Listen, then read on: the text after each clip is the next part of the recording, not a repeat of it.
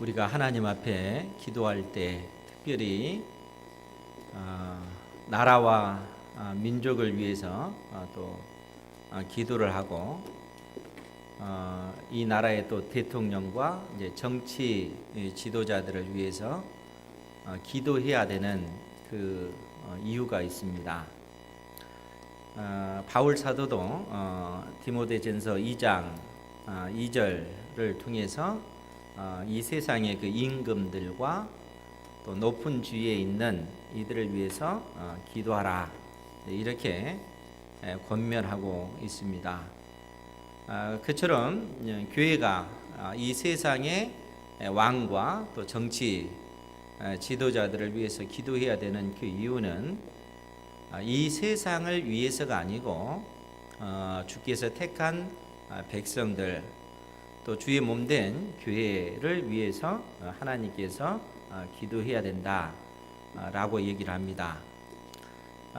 그러니까 우리나라 그 대통령과 정치 지도자들을 놓고 봤을 때도 그들이 이 나라를 위해서 바른 정책적 판단을 내리고 또 그러한 정책들을 만들어내고 그러한 정책들을 시행하는 것이 어떤 것이냐에 따라서 이 나라가 정치적으로 안정을 이루느냐 또 경제적인 그러한 번영을 이루느냐 하는 그러한 그 결과가 만들어진다 하는 것입니다. 그러니까 하나님께서는 이 세상의 임금들 또 이 세상의 정치 지도자들을 위해서 기도해야 되는 그 이유는 그 나라와 민족 안에 있는 하나님의 그 백성들이 그 영향을 직접적으로 받기 때문에 그러하다라고 이야기를 합니다. 심지어 오늘 우리가 예레미야서를 보고 있는데 예레미야 선지자도 그 예레미야서 29장에 보면 어떤 내용이 있냐면 이미 바벨론 땅으로 포로로 끌려간 그 이스라엘 백성들에게 편지를 써서 그들에게 권면을 하면서 29장 4절 이하에 있는 말씀이에요. 거기에 보면 5절에 보면 너희는 집을 짓고 거기에 살며 텃밭을 만들고 그 열매를 먹으라. 너희들이 이방 땅으로 끌려간 그 땅에서 다시 예루살렘으로 돌아올 생각을 하지 말고 그 땅에서 정착할 생각을 해라 라고 이야기를 합니다. 그리고 거기서 시집도 가고 장가도 가고 자녀들도 낳아야 된다라는 그런 말을 줍니다. 왜냐하면 하나님의 그 심판의 때가 정해져 있기 때문에 그 기간 내에 돌아올 수 없으니까 돌아올 생각을 아예 포기하고 그 땅에 정착해라 라고 말씀을 합니다. 그러면서 29장 7절에 어떤 말씀을 주냐면 너희는 내가 사로잡혀 가게 한 그 성읍의 평안을 구하고 그를 위하여 여호와께 기도하라. 이는 그 성읍이 평안함으로 너희도 평안할 것임이라. 그러니까 예레미야 선지자가 포로로 끌려간 이스라엘 백성들에게 그 어떠한 권면을 하냐면 너희들은 바벨론의 평안을 위해서 기도해야 된다라고 얘기하는 거예요. 이스라엘 백성에게 있어서는 바벨론은 원수잖아요. 그런데 그 원수인 그 나라의 평안을 위해서 기도해야 된다. 왜냐하면 바벨론이 평강할 때 그 속에서 살아가는 너희들이 평안을 누릴 수가 있기 때문에 그렇다라고 이야기합니다. 그러니까 사랑하는 성도 여러분, 우리가 나라와 민족을 위해서 기도하고 또 이 나라 대통령과 정치 지도자들이 바른 정책적 판단을 내릴 수 있도록 끊임없이 기도해야 되는 그 이유는 결국 주께서 피 흘려 사신 주의 몸된 교회를 위해서 우리가 그렇게 기도해야 된다는 것입니다. 이 한반도의 그 평안과 안정을 위해서 기도하는 여러분들 되시기 바랍니다. 그런데 이제 문제는 그러한 평강이 완전히 제거되어졌을 때 오히려 우리가 사는 그 세상에 큰 환난과 어떤 그 두려움이 엄습하고 이로 인해서 하나님의 그 백성들이 평안을 누리지 못하는 그러한 상황 가운데 처했을 때 그때는 우리가 어떻게 하나님 앞에 살아야 될 것인가, 이 부분이 중요합니다. 오늘 하나님께서는 예레미야 선지자를 통해서 우리에게 그 사실을 알려주고 계십니다. 예레미야 17장 1절에서 11절 말씀인데 오늘 본문을 크게 세 부분으로 나누어서 살펴볼 수가 있습니다. 1절부터 4절까지고 또 5절에서 8절까지 그리고 9절에서 11절 이렇게 세 부분으로 나누어서 우리가 살펴볼 수 있는데 1절부터 4절의 그 내용을 보면 하나님께서 유다를 멸망시키시겠다 하는 말씀을 주고 계십니다. 17장 1절 말씀에 먼저 보면요, 유다의 죄는 금강석 끝 철필로 기록되되 그들의 마음판과 그들의 제단 뿔에 새겨 적거늘. 왜 하나님께서 유다를 멸망시키는가, 지금 이 말씀을, 이 원인을, 지금 그 이유를 말씀하고 계시는 것입니다. 여러분, 예레미야 선지자는 그 선지자로서 그 사역을 약 40여 년 동안 하나님께서 그를 선지자로 사용하셨어요. 그런데 이 예레미야 선지자의 어떤 그 비참함은 그가 유다의 멸망과 함께 했다는 것입니다. 이미 예레미야 선지자로부터 약 100년에서 150년 전에 이미 북이스라엘은 아수르에 의해서 멸망당한 상태고요. 이제 남쪽 유다도 이 바벨론에 의해서 멸망을 당하는 그 직전에 있는 그 상황이라는 거예요. 이러한 상황 속에서 예레미야 선지자는 하나님께서 바벨론을 통해서 유다를 멸망시키신다, 너희들의 그 죄를 돌이키지 않는 이 악으로 인해서 하나님께서 유다를 멸망시키신다 하는 심판의 말씀을 예레미야 선지자가 증거하고 있다는 거예요. 그리고 바벨론에 의해서 유다가 멸망당했고 예레미야 선지자는 그가 원치 않았지만 그야말로 이끌려서 사로잡혀서 애굽 땅으로 끌려간 상태에서 애굽 땅에서 그의 생애를 마치게 되죠.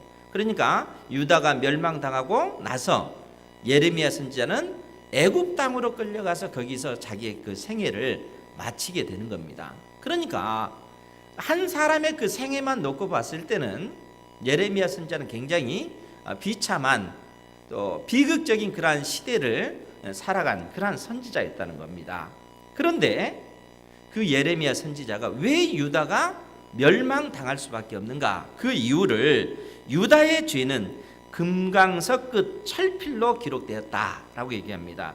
이제 이 금강석 끝 철필이라고 하는 것은 여러분 그 돌에 글씨를 새기기 위해서 그냥 그 돌멩이에 글씨를 새길 때는 그냥 어떠한 그 도구로 그냥 막 새길 수 있는 것이 아니잖아요. 그 돌을 팔 수 있는 그 강한 그 도구가 필요한데 그것이 뭐냐면 금강석 끝 철필이라는 거예요. 그러니까 유다의 죄는 금강석 끝 철필로 기록되었다라고 얘기합니다. 그러면서 뭐라고 얘기하냐면 그들의 마음판과 그들의 제단뿔에 새겨졌거늘, 즉 이스라엘 백성들의 마음이 돌처럼 굳어 있기 때문에 그 굳은 마음에 하나님께서 선명하게 유다의 그 죄를 기록하였고 그들이 섬기는 그 우상의 그 제단 뿔에 그들의 죄악을 하나님께서 새겨 넣었다는 겁니다. 그러니까 이 죄로 인해서 결국은 유다가 멸망당할 것이다, 그 말씀이죠. 뿐만 아니라 2절 말씀에 보면 2절을 우리 같이 한번 볼까요? 시작. 그들의 자녀가 높은 언덕 위 푸른 나무 곁에 있는 그 제단들과 아세라들을 생각하도다. 아멘. 지금 이스라엘 백성들이 하나님과 맺은 언약을 파기하고 하나님께서 금하신 우상을 섬기는데요, 이방의 어떤 바알 신을 위해서 바알 제단을 만들고 푸른 나무들 있잖아요, 산에 그 언덕 위에 푸른 나무 밑에다가 아세라 목상 또 돌기둥 온갖 우상의 그 형상들을 만들어 섬기는 이러한 죄를 유다가 범했다는 거예요. 그것이 이스라엘 백성들이 지금까지 행해오던 그 죄악입니다. 그런데 그 죄를 이어서 이제는 누가 이어받는다고요? 그들의 자녀들 역시 그들의 그 조상들이 섬기는, 그들의 부모가 섬겼던 우상을 그대로 섬길 뿐만 아니라 그 죄가 더더욱 깊어지고 그 죄가 더더욱 넓어지는 이러한 상황 가운데 있다는 거예요. 그러니까 더 이상 유다의 소망이 없는 그러한 상황이 되어진 것입니다.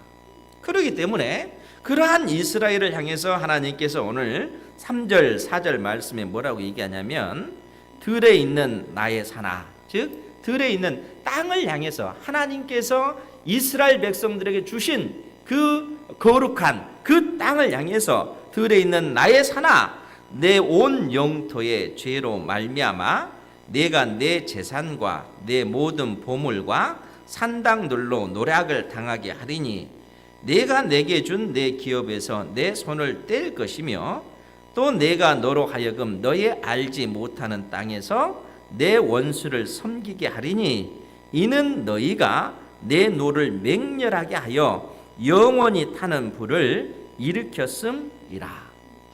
하나님께서 이제는 유다를 멸망시키시고 이스라엘을 하나님께서 친히 파괴하셔서 그 땅에 사는 하나님의 백성 이스라엘을 이방 땅으로 노예로 끌려가게 하나님께서 만드실 것이고, 약속의 땅, 이스라엘 땅, 그 가나안 땅은 폐허가 되는 황폐한 땅으로 하나님께서 만드시겠다라고 얘기합니다.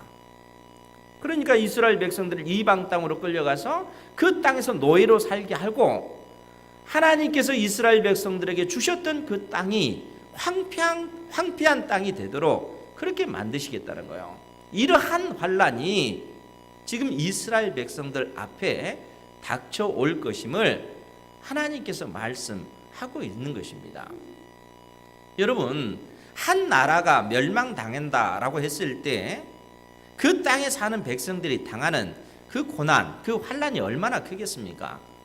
수많은 사람들이 죽을 것이고, 우리의 그 사랑하는 부모가, 자식이, 또 아내가, 남편이 죽임을 당할 것입니다. 이 비참한 그 현실을 그들이 눈앞에 두고 있다는 겁니다. 하나님께서 예레미야 선지자를 통해서 너희들 가운데 이러한 재난, 이러한 환란이 임할 것이다 지금 말씀하고 있는 것이죠. 그러면 여러분, 이러한 상황 속에서 하나님의 택한 자녀들이 어떻게 살아야 될까요? 이러한 환란 가운데 우리가 어떻게 살아야 되겠는가 하는 것입니다. 이 부분에 관해서 5절 이하의 말씀에 뭐라고 얘기를 하냐면, 여호와께서 이와 같이 말씀하시니라. 무릇 사람을 믿으며 육신으로 그의 힘을 삼고 마음이 여호와에게서 떠난 그 사람은 저주를 받을 것이라. 이 사람들이 누구를 얘기하겠어요? 사람을 믿으며 육신으로 그의 힘을 삼고 마음이 여호와에게서 떠난 그 사람, 이 사람들은 하나님을 거부하는 사람들이죠. 하나님과 맺은 언약을 파기하고 바알을 섬기고 아세라 목상을 섬기고 수많은 이방의 그 신상을 섬겼던 그 사람들입니다. 그러니까 이스라엘 백성들을 얘기하고 있는 것이죠. 아니, 오늘날 하나님을 경외하지 않는 모든 사람들을 이야기할 것입니다. 좀 더 구체적으로 얘기하자면, 하나님을 믿는다라고 하면서도 하나님께 소망을 두지 아니하고 이 땅에 소망을 두는 그런 사람들도 여기에 포함될 것이다 하는 거예요. 예레미야 선지자를 통해서 무릇 사람을 믿으며 육신으로 그 힘을 삼고 마음이 여호와에게 떠난 그 사람은 저주를 받는다. 이 저주가 어떤 저주일까요? 이 저주는 그냥 저주가 아니고 신명기 28장에 나와 있는 언약적 그 심판, 그 저주를 얘기해요. 그 저주가 네 가지인데, 그 첫 번째를 따지면 전염병이에요. 전염병. 이스라엘 백성들이 하나님의 자녀답게 살지 못하면 그 땅에 하나님께서 전염병을 보내서 수많은 사람들이 그로 인해서 죽임을 당한다는 거예요. 이것이 첫 번째고, 두 번째는 그 땅에 하나님께서 기근을 내리시겠다. 하나님께서 비를 내리지 않고 그 농작물이 흉년이 되도록 하는 거예요. 그러니까 먹고 사는 문제에 있어서 굉장한 그 고통을 당하도록 만드시는 것이죠.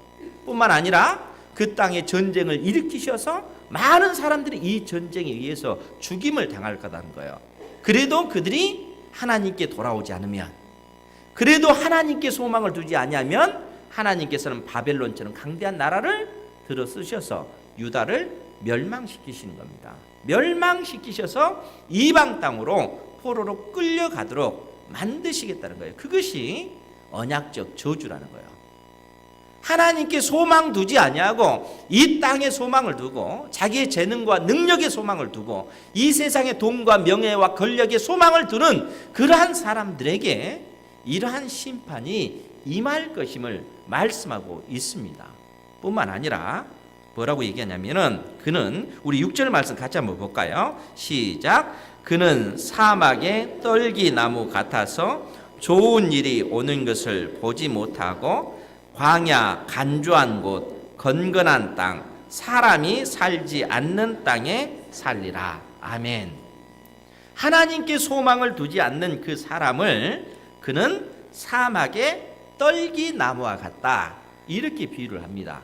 사막의 떨기나무, 혼자 외로이 있는 그 떨기나무 있잖아요. 사막의 그 떨기나무, 그러면서 뭐라고 표현했냐면 좋은 일이 오는 것을 보지 못하고 광야 간주한 곳. 간주한 곳이라고 하는 것은 소금기가 많은 곳이란 얘기예요. 그러니까 농사를 지을 수 없는, 농사를 지어도 농사가 될 리 없는 그러한 땅, 건건한 땅, 그 수분이 없으니까 농사를 지을 수도 없는 거죠. 그리고 사람이 살지 않는 땅에 살리라. 결국 하나님께 소망을 두지 않는 사람들은 결국 그렇게 될 거라는 거예요. 그리고 실제적으로 예레미야 선지자의 예언처럼 이스라엘 백성들이 이처럼 멸망당해서 이방 땅으로 노예로 끌려가게 되는 것이죠. 하나님께 소망 두지 않는 그 개개인의 그 인생을 하나님께서 이처럼 말씀하고 있는 것입니다. 그러니까 1절부터 4절까지는 그 시대 자체가 하나님의 그 진노로 인해서 멸망당하는 그러한 시대고, 그 시대 속에서 너희들이 어떻게 살아야 되느냐, 하나님께 소망 두지 않는 사람들은 자기의 지혜를 의지하고 자기의 능력을 의지하는 사람은 결국 이렇게 그의 인생이 끝나고 말 것이다 라고 얘기하는 거예요. 반면 시대가 그처럼 험악한 시대라 할지라도 그 가운데 하나님께 소망을 두는 사람은 어떠한 삶을 살 것인가 말씀해 주고 있는데, 그것이 이제 7절 8절에 있는 말씀이에요. 그러나 무릇 여호와를 의지하며 여호와를 의뢰하는 그 사람은 복을 받을 것이라. 이러한 상황 속에서도 하나님께 소망을 두는 사람은 하나님께서 버려두지 않는다는 겁니다. 여러분, 이 시대가 아무리 또 힘들다 할지라도, 경제적으로 또 많은 어떤 위기 가운데 있다 할지라도, 이러한 상황 속에서 또 사업하시는 분들, 또 직장 생활하시는 분들 사실 굉장히 어렵잖아요. 먹고 사는 문제는 피부에 와닿기 때문에 굉장히 어려운 문제인데, 오늘 하나님께서는 이러한 상황 속에서도 하나님을 경외하는 사람들은 하나님께 소망을 두라는 거예요. 그러한 시대라 할지라도 하나님께 소망을 두는 사람은 어떤 사람이냐? 8절 말씀에 보면 그는 물가에 심겨진 나무가 그 뿌리를 강변에 뻗치고 더위가 올지라도 두려워하지 아니하며 그 입이 청청하며 가무는 해도 걱정이 없고 결실이 그치지 아니함 같으리라. 아무리 시대가 악하고 어려운 상황 속에 있다 할지라도 그 가운데서 하나님께 소망을 두는 사람은 어떤 사람이냐면 그는 물가에 심어진 나무와 같은 사람이다 라고 이야기합니다.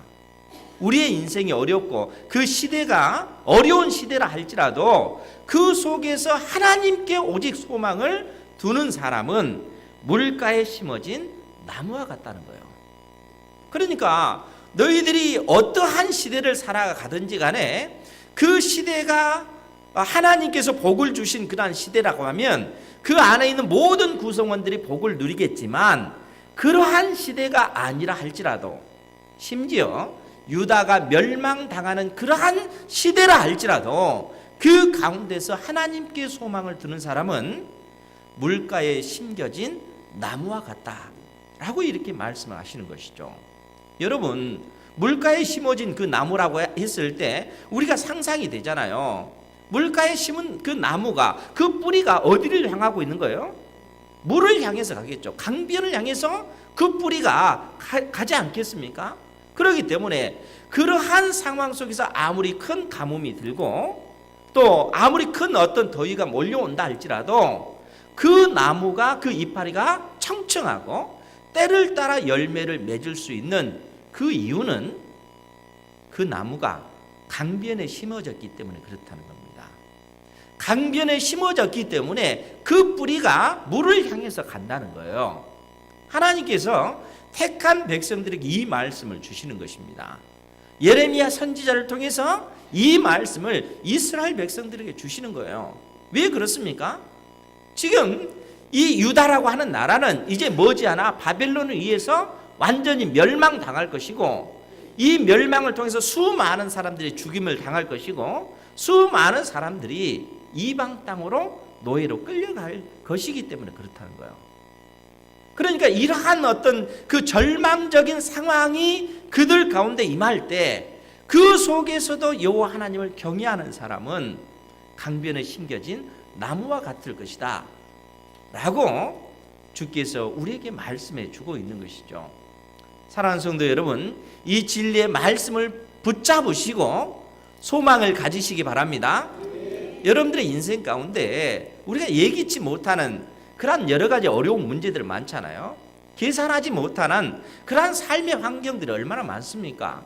그런데 하나님께서는 그러한 모든 상황 속에서 하나님께 기도하고 오직 하나님께 소망을 두면 때를 따라 돕는 은혜를 택한 자녀들이 입게 된다라고 분명히 우리에게 약속해 주고 있습니다. 이러한 은혜를 누리시는 여러분들 되시기 바랍니다. 오직 하나님께 소망을 두시는 여러분들 되시기 바랍니다. 사람이 약해가지고 사실 눈에 보이지 않는 그 하나님을 의지하기보다는 눈에 보이는 이 세상의 어떤 돈, 이 세상의 어떤 집, 이 세상의 차, 눈에 보이는 이 세상의 사람들을 의지하려고 하는 그런 경향이 강하잖아요. 그런데 이것이 죄가 주는 그러한 성향입니다. 성경은 끊임없이 그러한 우리를 향해서 그러한 생각들은 단호하게 끊어버리고 보이지 않는 그 하나님을 보는 것처럼 소망하면서 믿음의 눈으로 하나님을 바라보라 그렇게 권면하고 계십니다. 이 진리의 말씀을 붙드시고 하나님께 소망 두시는 여러분들 되시기를 주님의 이름으로 축원드립니다. 그런데 하나님께서 이러한 말씀을 주시고 나서 보다 더 구체적으로 우리에게 이 말씀을 주십니다. 우리 9절 10절 말씀 우리 같이 한번 볼까요? 시작. 만물보다 거짓되고 심히 부패한 것은 마음이라. 누가 능히 이를 알리오마는 나 여호와는 심장을 살피며 폐부를 시험하고 각각 그의 행위와 그의 행실대로 보응하나니. 아멘. 하나님께서 우리 인생을 향해서 뭐라고 얘기를 하시냐면 만물보다 거짓되고 심히 부패한 것은 마음이라. 우리 인생의 그 본질입니다. 이것이 만물보다 거짓되고 심히 부패한 것, 우리의 마음 깊숙한 것을 우리가 본다 할지라도 부패한 것 뿐이라는 거예요. 그것이 우리 인생의 마음이다. 누가 능히 이를 알리오마는 나 여호와는 심장을 살피며 폐부를 시험하고 각각 그의 행위와 그의 행실대로 보응하신다 라고 말씀하십니다. 왜 하나님께서 이 말씀을 하시겠어요? 하나님께서는 우리의 중심을 우리 속에 있는 것을 살피신다 하는 겁니다. 하나님께서 예레미야 선지자를 통해서 하나님을 경외하지 아니하고 이 세상을 의지하는 사람은 사막의 떨기나무와 같다라고 말씀하셨고, 그러나 그 가운데서 여호와 하나님을 경외하는 사람, 눈에 보이는 세상을 의지하지 아니하고 하나님께 소망을 두는 사람은 시냇가에 심겨진 나무와 같다, 이렇게 말씀하십니다. 그러면서 우리 하나님은 사람의 깊은 속에 있는 것까지 감찰하시는 하나님이시다 하는 것입니다. 내 속에 있는 생각을 아시는 하나님이시라는 거예요. 우리가 하나님의 사람답게 하나님께 소망을 두고 있는지 아니면 이 세상에 소망을 두고 있는지 아시는 하나님이시다는 거예요.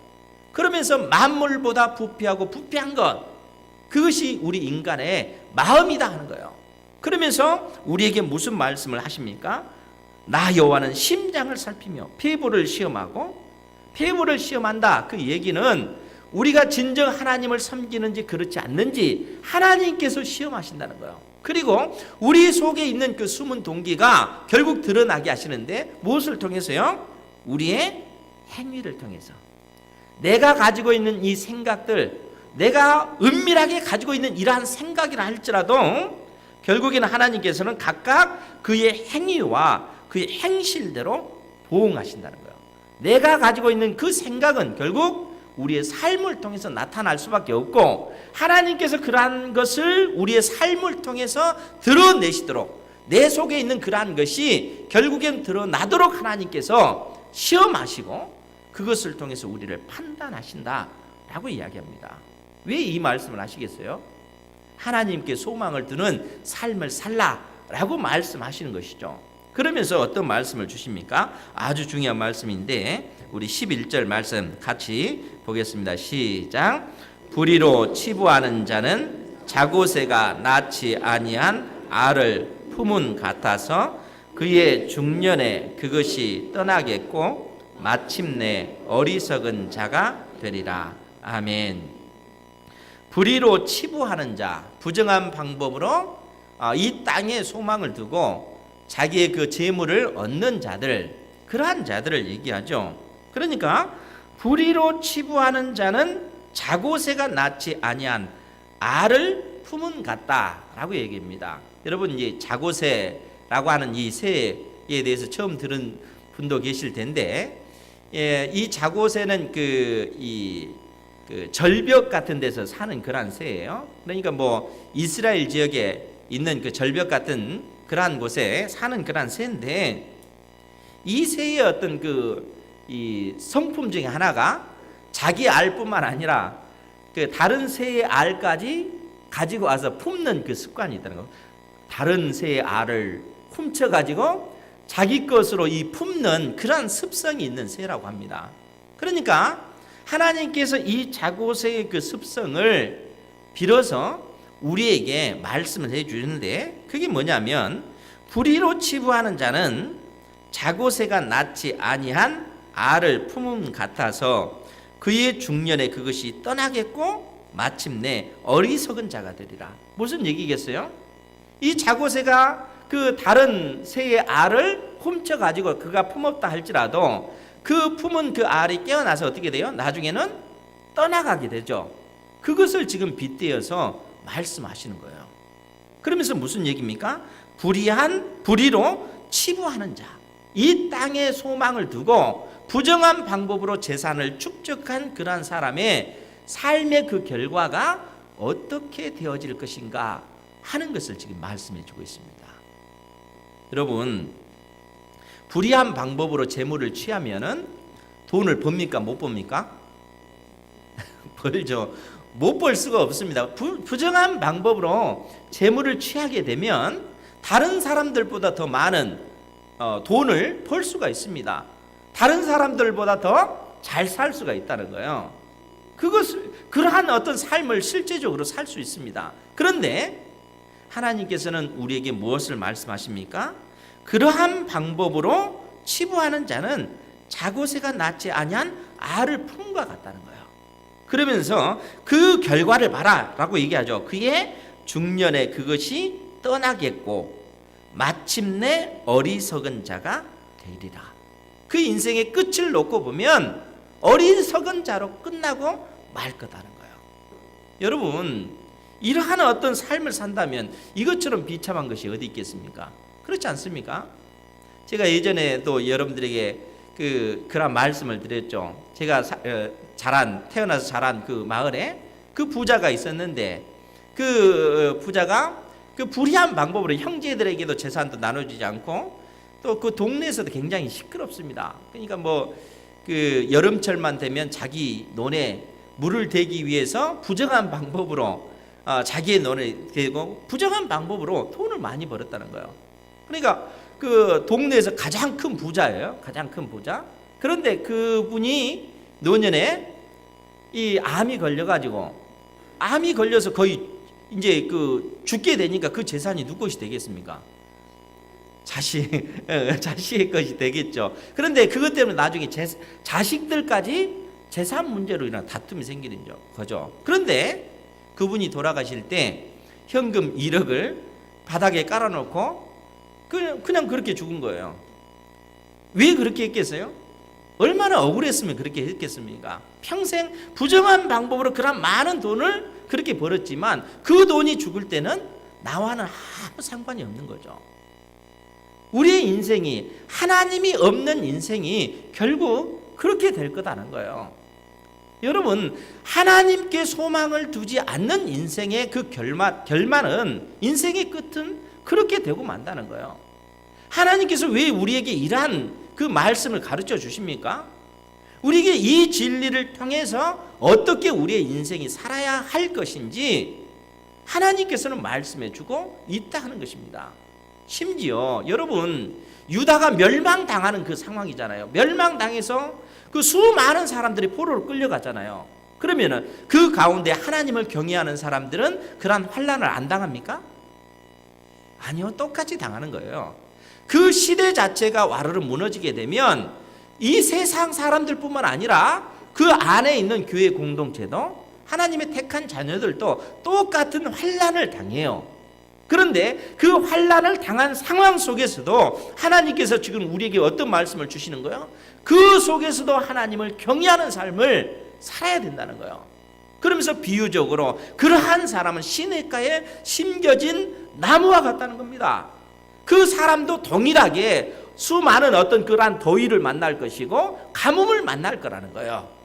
더위를 당하고 가뭄을 만나는 것, 그것은 광야에 있는 떨기나무나 강변에 있는 그 나무나 똑같이 그러한 환경을 다 당한다는 겁니다. 그러나 그 가운데서 소망이 있는 이유는 무엇입니까? 그러한 더위가 왔을 때, 그러한 가뭄이 왔을 때 시냇가에 심겨진 그 나무는, 그 뿌리는 물을 향해서 뻗어나간다는 거예요. 우리의 유일한 소망 대신 하나님께 소망을 두는 사람은 하나님 앞에 온전히 나아가게 된다는 겁니다. 그 가뭄을 통해서, 그 더위를 통해서 우리가 무너지는 것이 아니라, 그래도 그 더위를 통해서, 가뭄을 통해서 때를 따라 열매 맺는 삶을 살도록 하나님께서 택한 백성들을 그 환난 속에서도 지켜주시고 보호하시겠다는 약속의 말씀이라는 거예요. 그러니까 하나님께서 예레미야 선지자에게 이 말씀, 그 유다가 지금 이제 멸망당한다. 그러나 그 상황 속에서도 택한 백성들은, 하나님을 경외하는 사람들은 이 땅에 소망을 두지 말고 하나님께 소망을 두라는 겁니다. 그 길만이 우리 인생이 살 길이라 하는 것이죠. 이 진리의 말씀을 여러분들이 온전히 들으시기 바랍니다. 이 생명의 말씀을 여러분들의 마음판에 새기시라는 거예요. 우리의 삶이 아무리 힘들고 어렵고 공고한 그런 상황이 된다 할지라도 하나님께서는 택한 자녀들을 외면치 아니하시고 끝까지 붙잡아 주시고 그 절망적인 그 상황 속에서도 때를 따라 피할 길을 내시는 하나님이십니다. 이 하나님께 소망을 두시는 여러분들 되시기 바랍니다. 눈에 보이는 이 세상의 돈이나 이 세상의 명예나 이 세상의 권력에 두는 것이 아니라 보이지 않는 그 하나님을 보는 것처럼 믿으면서 그 하나님께 소망을 둘 때 더위가 올지라도 가뭄이 올지라도 때를 따라 열매를 맺는 그런 풍성함이 하나님을 경외하는 택한 자녀들에게 있을 줄 믿습니다. 아멘. 기도하겠습니다. 자비하신 아버지 하나님, 생명의 말씀을 우리에게 내리시니 감사드리옵나이다. 예레미야 선지자가 이 심판의 말씀, 또 저주의 말씀을 외칠 때 이스라엘 백성들은 절망적인 상황 가운데 처할 수밖에 없고 그 환난으로 인해서 그들의 영혼이 공고해질 수밖에 없었나이다. 그러나 그 상황 속에서도 하나님께서는 택한 자녀들에게 하나님께 소망 두기를 또 말씀하고 계시고, 그러한 사람은 시냇가에 심겨진 나무와 같이 때를 따라 열매를 맺는 삶을 살게 될 것이다 약속해 주고 계십니다. 이 진리의 말씀을 오늘 저희들이 마음판에 새기고 이 땅에서 오직 하나님께 소망을 두는 삶을 살게 하여 주시옵소서. 자고새와 같이 어리석은 그러한 삶의 길에 걷지 않게 하시고 온전히 하나님께 소망을 두는 믿음의 백성, 구별된 자녀로서의 삶을 살 수 있도록 사랑하는 자녀들에게 은혜를 더하여 주옵소서. 예수님의 이름으로 기도하옵나이다. 아멘.